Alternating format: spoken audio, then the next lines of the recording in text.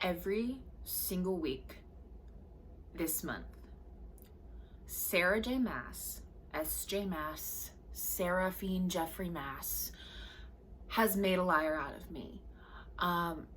Akamath made me rethink the ACOTAR series, and I gave her credit. We can roll the tape. I gave her credit last week for writing a halfway decent story that I cared about and that actually had me emotionally invested.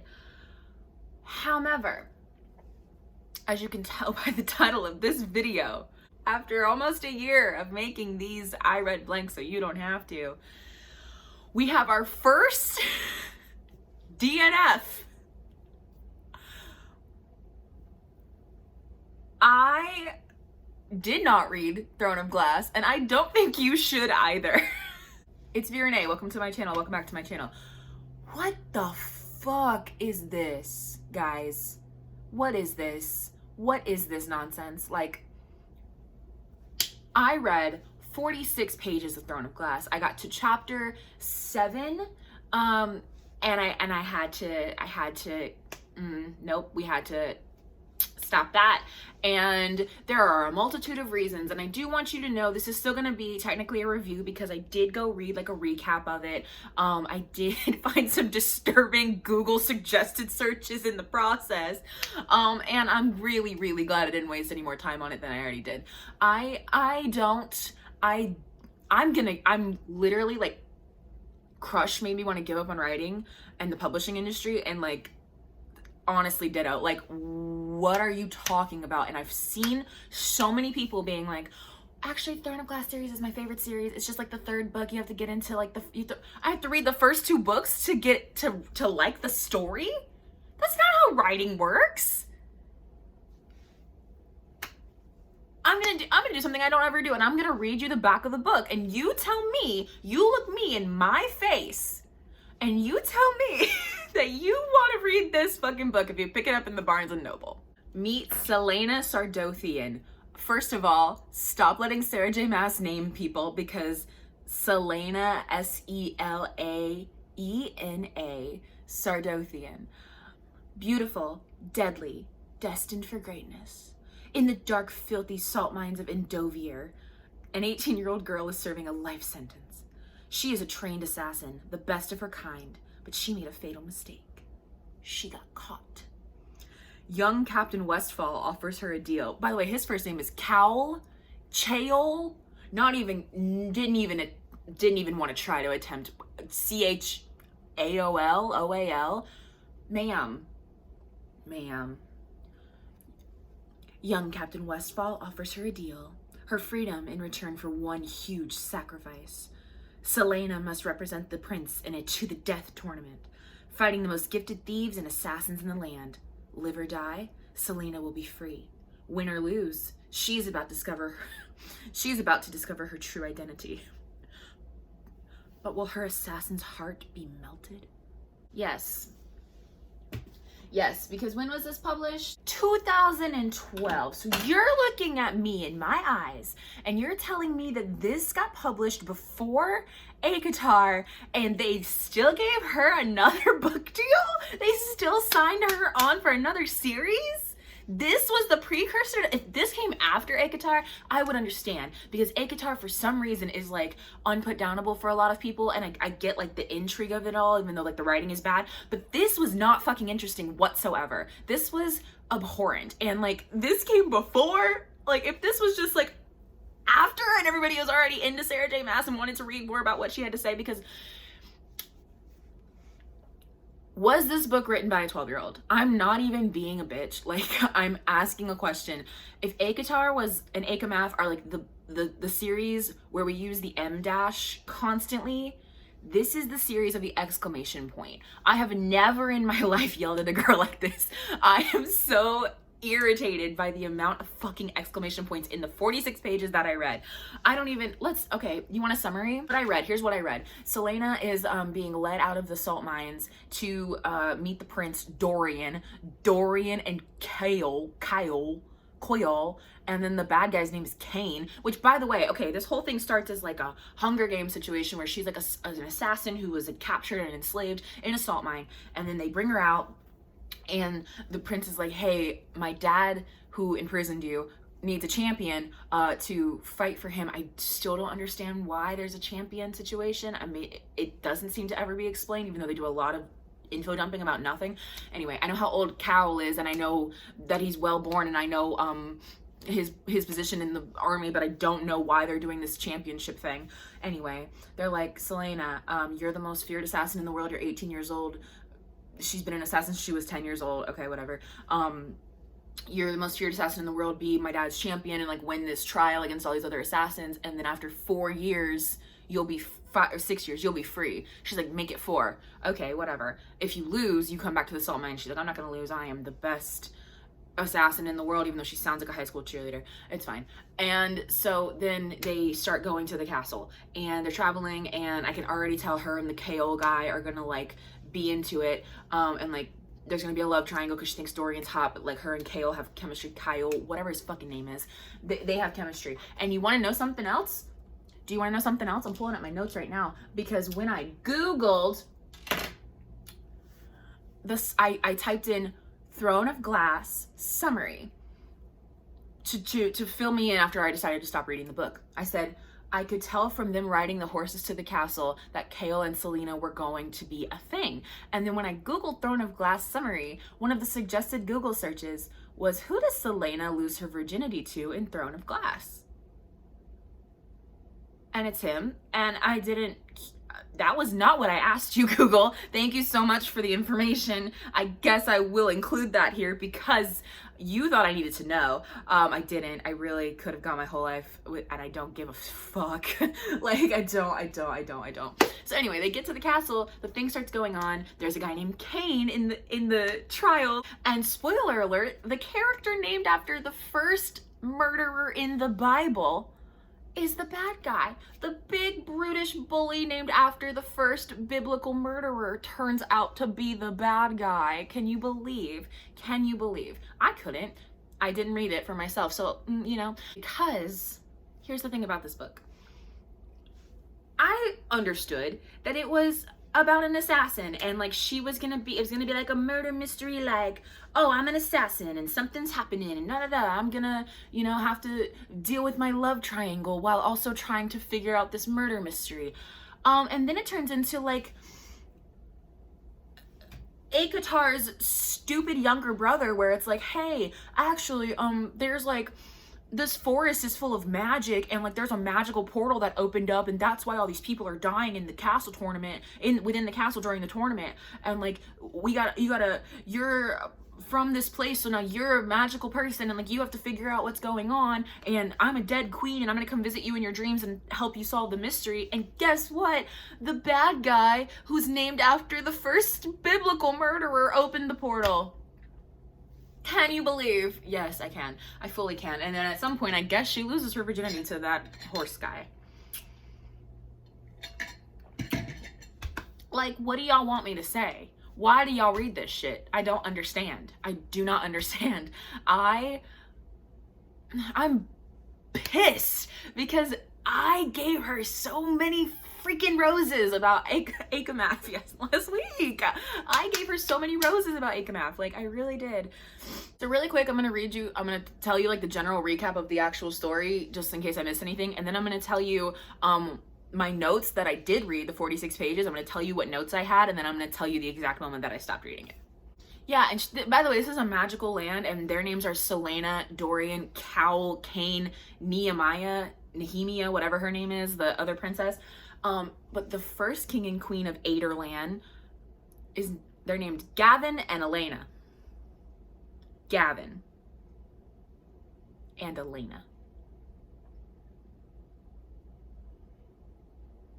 I'm just saying, you spend so much time with these stupid ass names, and then you name like the first king and queen Gavin and Elena. Okay, it's fine.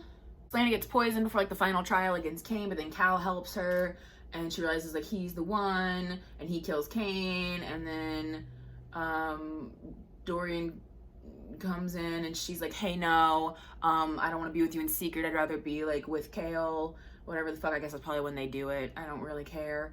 How does Throne of Glass end? She competes against a guy named Grave as well. Are you guys fucking kidding me? An assassin named Grave and an assassin named Kane. You guys. Please tell me you read this when it came out and we were like 16 and that's why you read it. Please.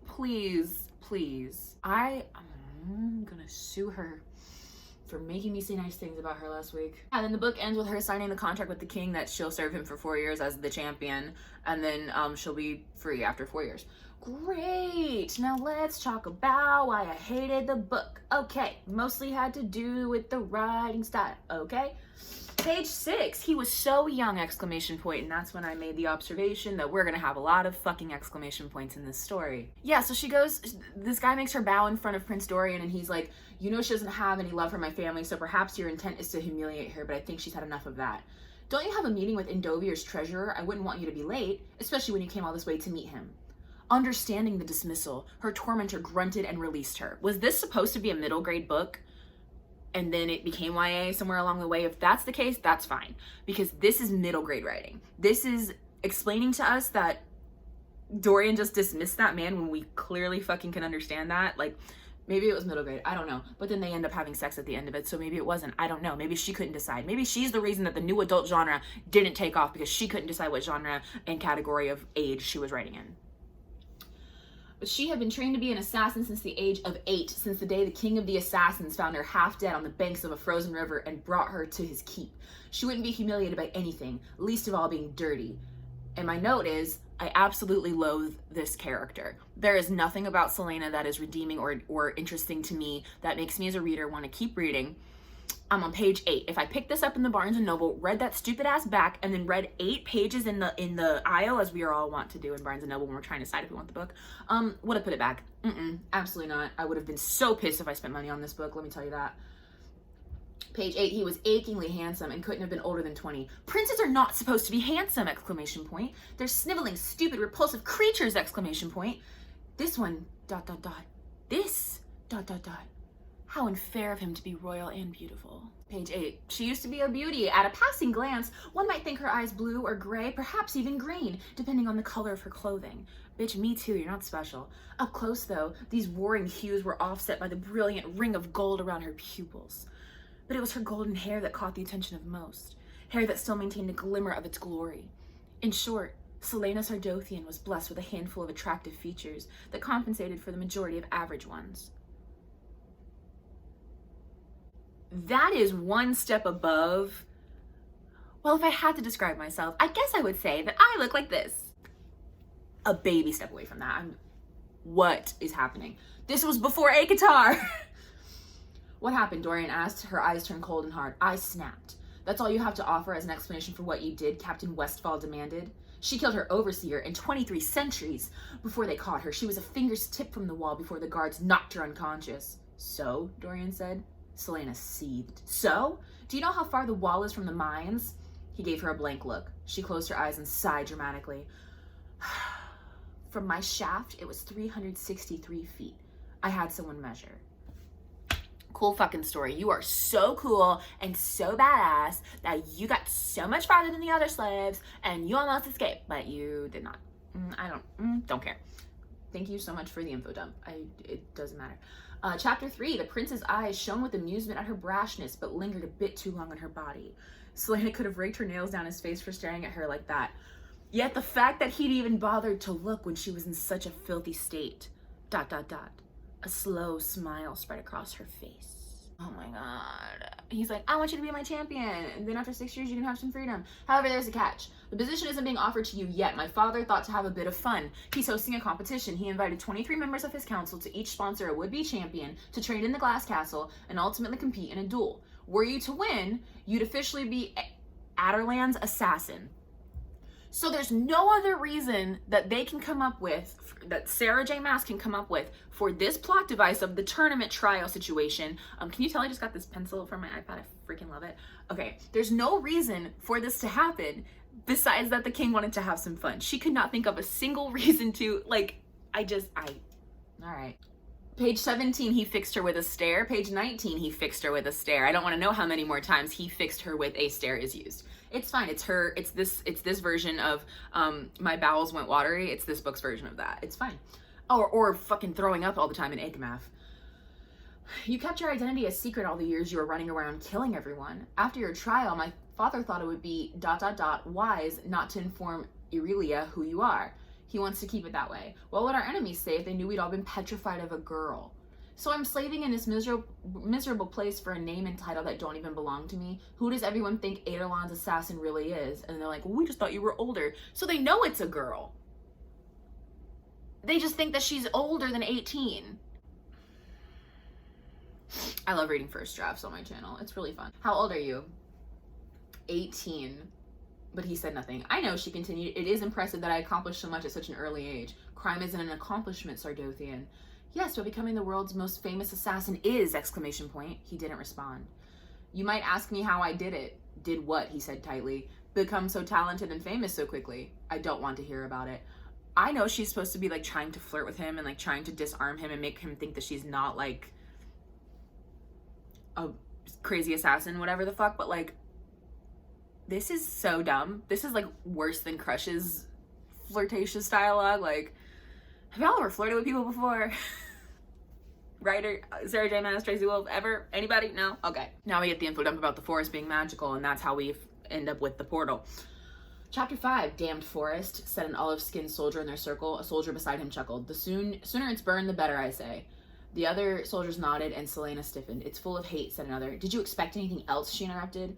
Cowell's hand darted to his sword as the soldiers turned to her. This isn't just any forest. It's Brannon's forest.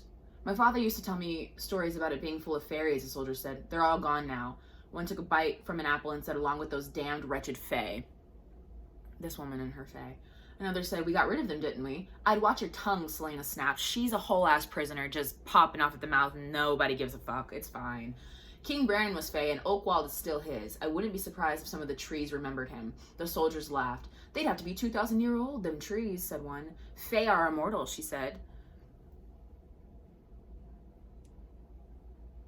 Page 30. She had lied, and Cowell knew it. She knew plenty about this forest, knew that the Denzians of this place had once been fairies. Gnomes, sprites, nymphs, goblins, more names than anyone could count or remember, all ruled by their larger human-like cousins, the immortal fae, the original inhabitants and settlers of the continent and the oldest beings in Aurelia. Are these set in the same universe? I would love to know. With the growing corruption of Aderlin and the king's campaign to hunt them all down and execute them, the fairies and fae fled, seeking shelter in the wild, untouched places of the world. The king of Aderlon had outlawed it all, magic, fae, fairies, and removed any trace so thoroughly, even those who had magic in their blood almost believed it never really existed, Selena herself being one of them. My note says, is this ACOTAR with assassins? Because if so, I fucking quit. That's page 30. So, it is, and I did.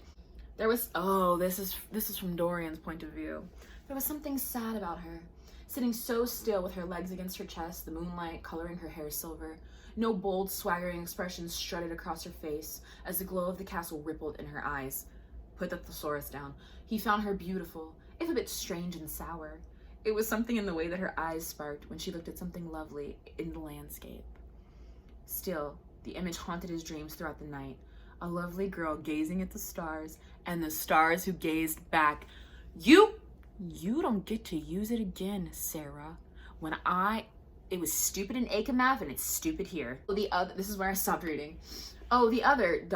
champions have guards outside their rooms too. Or people just think you're another lady friend of the prince. Another? Philippa smiled, but kept her eyes upon the dress. He has a big heart, His Highness.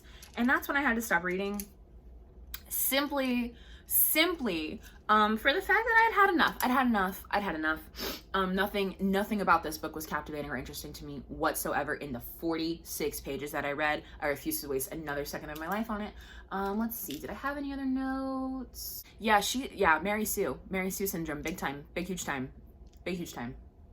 High school mean girl who's not like other girls and is easily flirts with everyone, and everyone is obsessed with her, and she's amazing, and love triangle between the first two guys who see her fresh out of the salt mines as a slave. They still fall in love with her because she's naturally so beautiful. It's fine.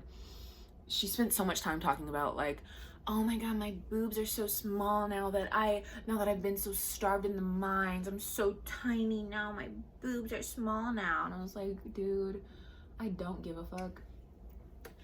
Sarah J Maas is not a good writer. However, with Akamath, I could look past it because the characters and the plot were interesting. This book is a DNF from me because I literally could not care about the characters at all. Everyone was so flat.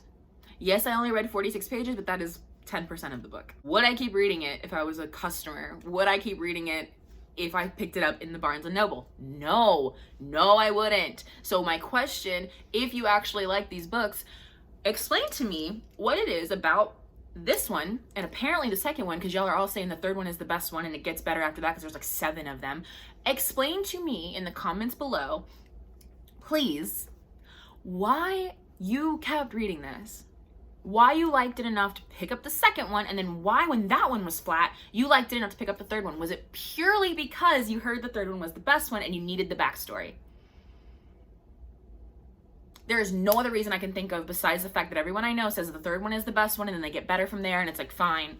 I'm not reading 2 whole 400-page books to get to the good stuff. You would never do that if you didn't have the influence of the internet and like book reviewers and stuff to tell you, hey, the third one is actually really good. Stick with the series. If you picked it up in the store, you wouldn't fucking keep reading it. I'm really like, God, do I wish I could time travel to like 10 years ago when these kind of books got book deals. Like, I'm sorry. I know I'm being super bitchy. Like, I'm really angry because I really gave her so many roses in the last video. Like, I really did. So this is going to conclude our month of Sarah J Maas in my infamous authors series. Sarah J Maas month is officially over, and the next time I'll be posting a video will be in the beginning of February, and February is going to be the month of John Green. Famously manic pixie dream girl, not like other girls, very pretentious boys. I own 3 of the 4 books I'm gonna be reviewing next week, so Turtles All the Way Down, his most recent book, Turtles All the Way Down, will be the first one. That will be next week, I think. In the meantime, help me. Explain to me why you guys read this woman. All right, anyway, bye.